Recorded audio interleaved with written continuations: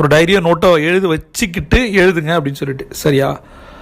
இப்போ உங்களுக்கு தெரியும்ல, இப்போ ஏன் இந்த பிஸ்னஸ் நான் பண்ணணும், ரெண்டாவது நான் இதை பண்ணுறதுக்கு என்னென்ன தேவை, என்னால் அது முடியுமா அப்படின்றத மாற்றி கேட்குறேன். முடியும், எப்படி முடியும் அதை எழுதுங்க முதல்ல. இதெல்லாம் இந்த இண்டஸ்ட்ரிக்கு தேவை, இந்த தொழிலுக்கு தேவை, எனக்கு இதில் என்னென்னலாம் தேவை, எனக்கு என்னென்னலாம் தெரியும்,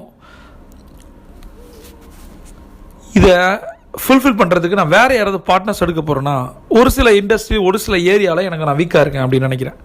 பேசிக்கலாக பிஸ்னஸ் ஆரம்பிக்கும் போது எனக்கு செல்லிங் தெரியும், ஆனால் அக்கௌண்டிங் தெரியாது. அப்போ அக்கௌண்டிங் வேறு யாராவது நான் ரெக்ரூட் பண்ண போகிறேன்னா, இல்லை ஒரு பார்ட்னராக எடுக்க போகிறேன்னா, இது மாதிரி நம்ம முதல்ல எடுத்துக்கணும்.